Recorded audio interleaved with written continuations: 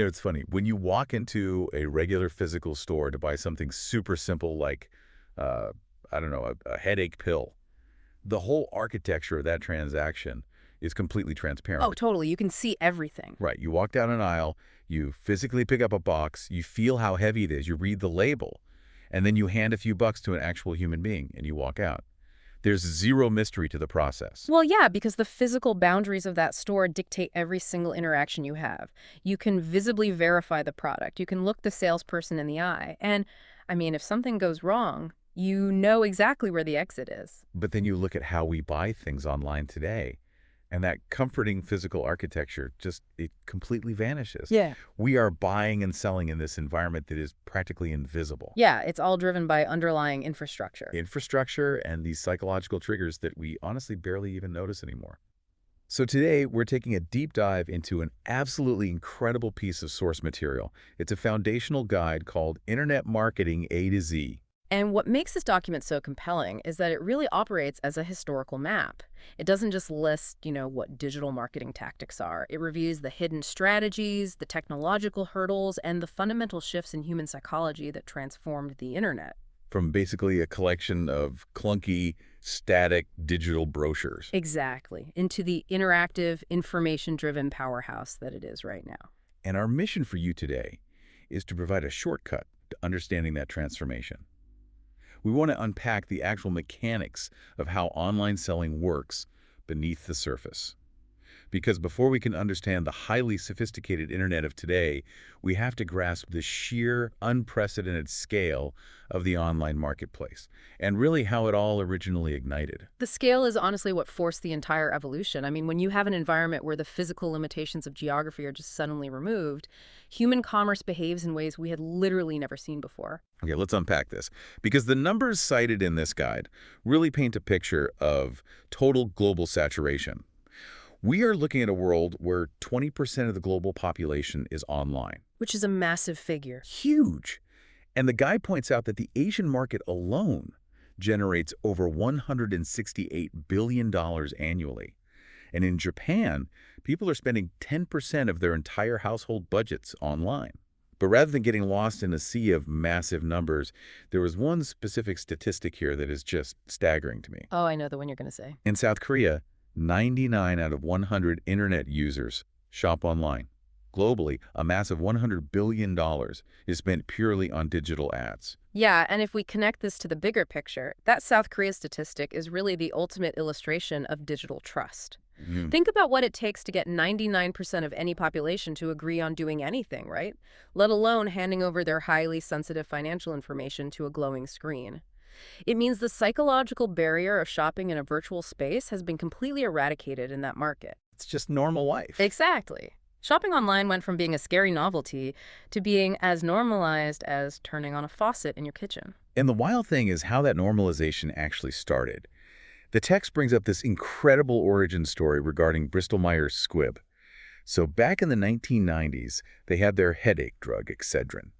And they decided to use this brand new, super clunky online platform to basically offer free samples to anyone who wanted one. A huge risk at the time. Oh, definitely. But within days, 30,000 people joined their customer list.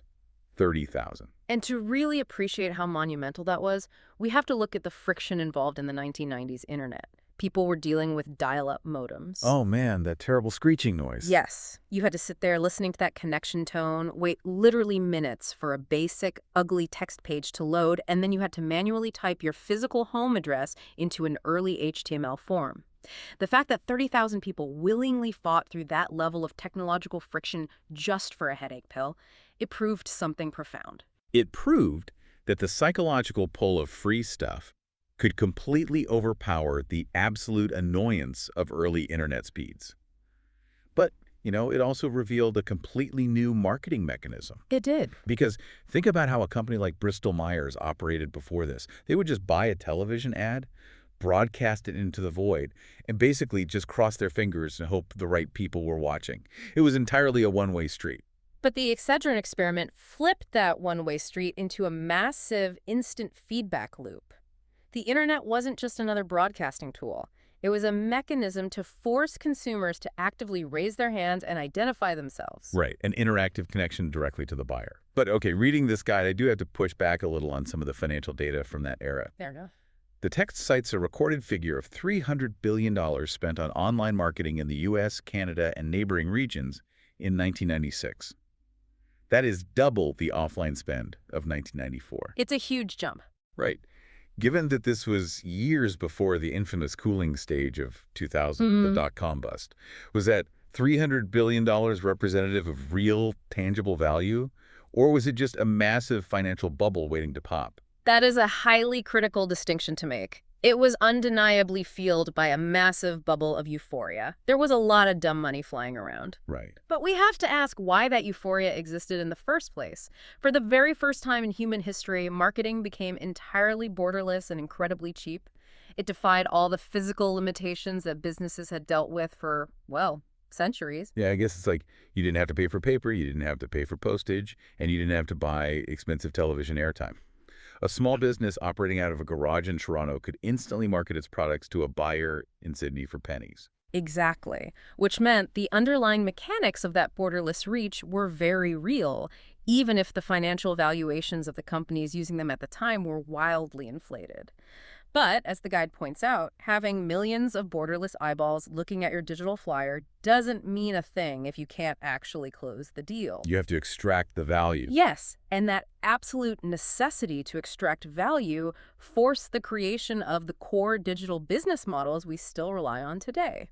In reading through this material, it hit me that they break everything down into two distinct foundational pillars: e-commerce and affiliate marketing. Yeah, those two pillars really represent the divergence in how online wealth is built. You either own the product or you own the audience. So what does this all mean? Let's evolve the standard analogy here. If we think about it, e-commerce is like being the actual developer who builds the brick and mortar store, right? You stock the shelves, you handle the cash register. The whole operation. Yeah. And the guide emphasizes things like digital catalogs, shopping carts, and crucially, SSL encryption. The mention of SSL encryption is vital because it addresses the single biggest roadblock to early e-commerce. Security. Exactly. Before you can sell a product, you have to convince a highly skeptical consumer that typing their credit card number into a computer won't result in their bank account being completely drained by a hacker halfway across the world. Right, which was a very real fear. SSL encryption was the invisible technical bridge that made secure direct-consumer digital sales even possible. Okay, but then you have affiliate marketing, which operates on a pay-per-sale or pay-per-click model. Yeah. The affiliate, or the host, doesn't stock any physical goods at all. They just promote an advertiser's products. Yes. It's essentially acting like a digital real estate broker or maybe an energetic promoter on the street corner. You don't own the buildings and you don't own the merchandise, but you control the flow of foot traffic. You point the crowd toward a specific store and you just take a cut of whatever they buy at the register. And what's fascinating here is the psychological architecture of why affiliate marketing works so incredibly well. Both e-commerce and affiliates suffer from a massive inherent flaw of the internet. The text calls it blind value. Blind value. Right, because you can't touch, smell, or physically hold a digital product. Yeah. You're basically asking someone to spend real money on a picture of a product. Which requires an enormous leap of faith. Yeah, it really does. Affiliate marketing solves this blind value problem by actively outsourcing trust. If you, the consumer, are afraid to buy a digital ebook or some new software because you can't physically inspect it, you might still pull out your credit card if a digital host you already follow and already trust recommends it to you. The affiliate acts as a surrogate for your own judgment. Wow, yeah. And that dynamic of trust went into absolute overdrive as the internet shifted into what the guide calls Web 2.0. The rigid line between the corporate seller and the passive buyer just completely evaporated. It became a two-way street. Exactly. Yeah. Suddenly we had interactive tools, we had comment sections, we had forums. It was no longer a corporation shouting through a screen, it was a fluid, ongoing conversation. But that interactivity creates a brand new challenge for the digital host. I mean, how do you build that vital, lucrative trust with an audience in a totally crowded, incredibly noisy Web 2.0 environment? Right, everyone's talking at once. Exactly. When you cannot hand a customer a physical product to inspect, you have to offer them a different kind of currency to win their attention. And in the digital world, that currency is free information. Information is the ultimate currency. Hmm. This is the fundamental realization that internet users do not boot up their computers hoping to be sold to. Nobody wants sales pitch. Right. They go online to search for answers, to solve problems, to find information. So the marketer who provides the best, most accessible free information ultimately wins the sales. And because of that, the entire strategy completely shifted toward providing immense value upfront. Marketers started leveraging early article directories like Ezine articles, Huppages, and I eHow. remember those. Yeah, and they started building out massive, complex ecosystems of content on blogging platforms like Blogger and WordPress. And the guide actually details a fascinating taxonomy of blogs that emerged during this era just to categorize all this new information. Yeah. You had personal microblogs, corporate PR blogs, genre blogs, And media blogs too, like scout blogs, vlogs, link blogs. tumble logs. Yeah. But rather than just listing them, what really strikes me is the sheer desperation human beings had to organize the chaos of Web 2.0. Like, take the mob blog, for example, which Sure. is a blog updated via early mobile phones and PDAs. Yeah, think about the mechanics of the mob blog for a second. We're talking about the era way before smartphones with high-speed connections. Someone was sitting there with a little plastic stylus, tapping out a blog post on a tiny screen over a cellular connection that literally charged by the kilobyte. Just to share a thought. Just to share information online, it really highlights the absolute hunger people had to create and categorize content from literally anywhere in the world. But, while people were desperately categorizing text, a massive technological shift toward video was happening simultaneously. Platforms like YouTube and Metacafe began to just absorb the audience's attention. It's at a staggering rate. Yeah, the text notes that by 2009, Americans were spending almost 35% of their time online just watching videos. And crucially, there were 30 million how-to searches happening every single month. Well, the how-to search is the holy grail for a marketer. It represents a consumer who has a highly specific, immediate problem that they need solved right now. Okay, here's where it gets really interesting. Because the text notes that with video, you could embed clickable business links directly into the clip. Right. So with 30 million visual how-to searches happening, and human beings clearly gravitating toward instant gratification, why would anyone continue to write text? I mean, is text-based article marketing effectively dead in a world that clearly prefers moving pictures? It's a great question. It seems like video would naturally kill the written article, right? But text serves entirely distinct technical and psychological functions. Okay, how so? Well, video is incredibly powerful for curing that blind value problem we discussed earlier. If a marketer is selling, say, a complex water purifier, showing a 2-minute video of it turning muddy water crystal clear, that provides instant, undeniable visual proof. It's hard to argue with seeing it work. Exactly. But you still absolutely need the text to satisfy the underlying architecture of the web itself. Because of the search engines. Precisely. Search algorithms are essentially massive text-reading machines. They index written words far more efficiently than they analyze the visual contents of a video file. So if you want your website to be found in the first place, you need regularly updated text blogs to basically feed the algorithm. That makes total sense. And furthermore, text serves the deep dive researcher. A video gives a great overview, sure, but a serious buyer who's about to spend thousands of dollars on a piece of equipment, they want to read a detailed, highly nuanced article before pulling the trigger.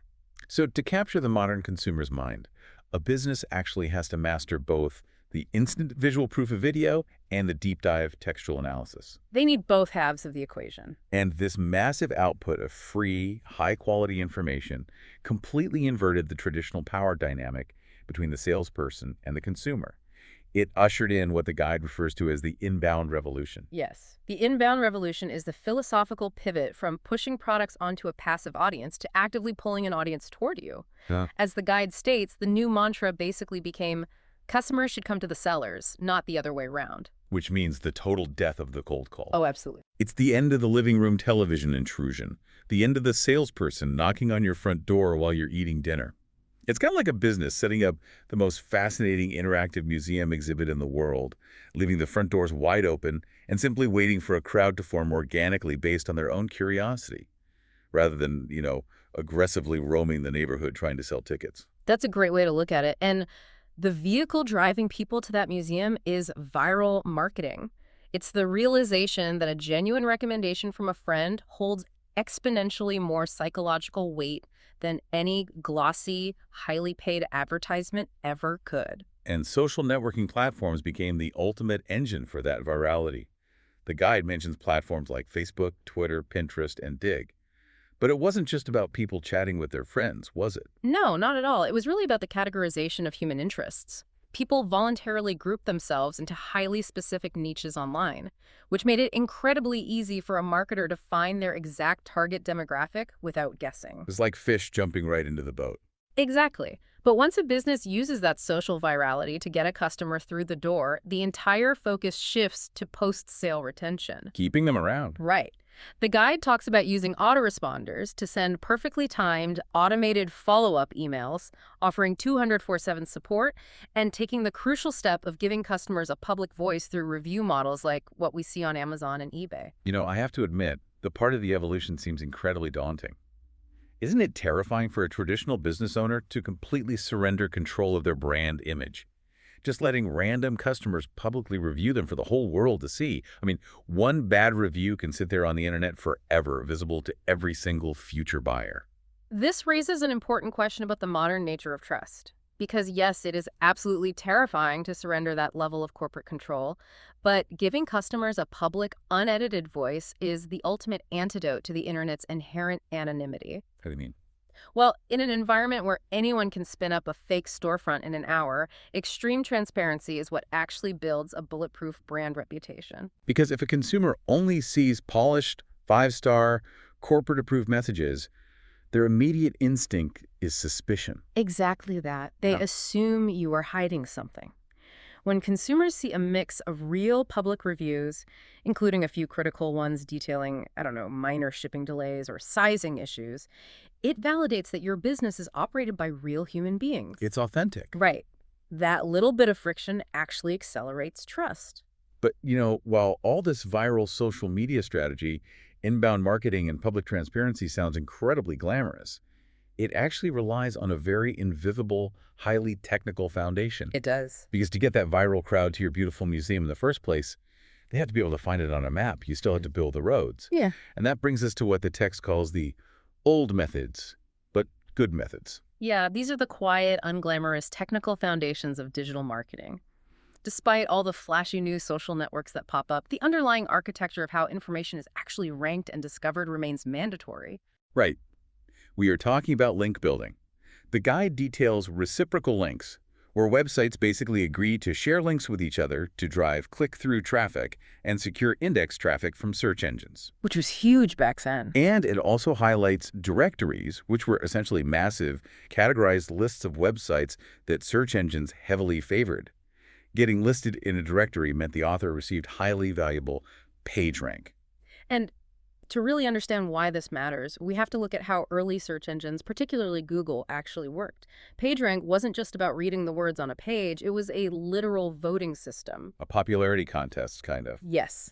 The algorithm operated on the assumption that if website A links to website B, website A is casting a digital vote of confidence for website B. So a link from a massive authoritative directory was like getting a public endorsement from a major celebrity. It carried immense weight. Exactly. Which brings us to one of the more controversial tactics detailed in the source material, article spinning. This is where marketers use software, or even manual rewriting, to constantly swap out synonyms. They might change the word happy to glad, or dog to canine, changing the specific words of a single article while keeping the exact same underlying meaning. And the motivation behind this was purely mechanical. Marketers wanted to submit the exact same article to hundreds of different directories to harvest hundreds of those valuable votes or links. Right.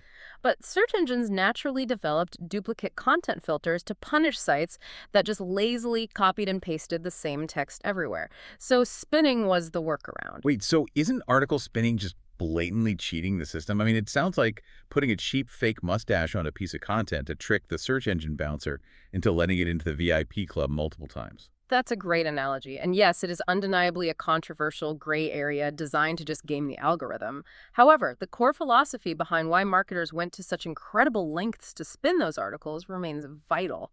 Exactly. Links are the way the internet establishes digital real estate value. Every single link pointing back to a website tells the search engine, hey, this site is credible, people are pointing to it.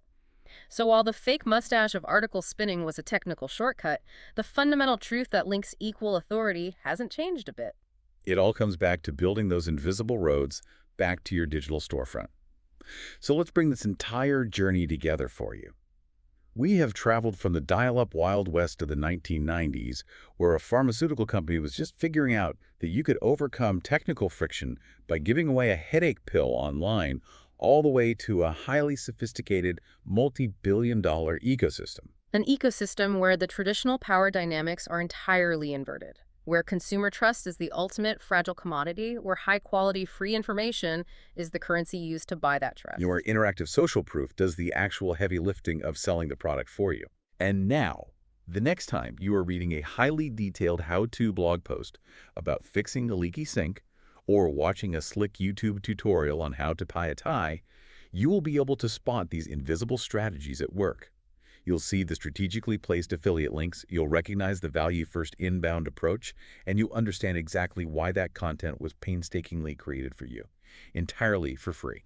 Understanding the hidden architecture completely changes how you experience the internet. It reveals the invisible hand that's guiding the information we consume every single day. It really does. But stepping back from all these mechanics leaves us with one final, provocative thought to consider.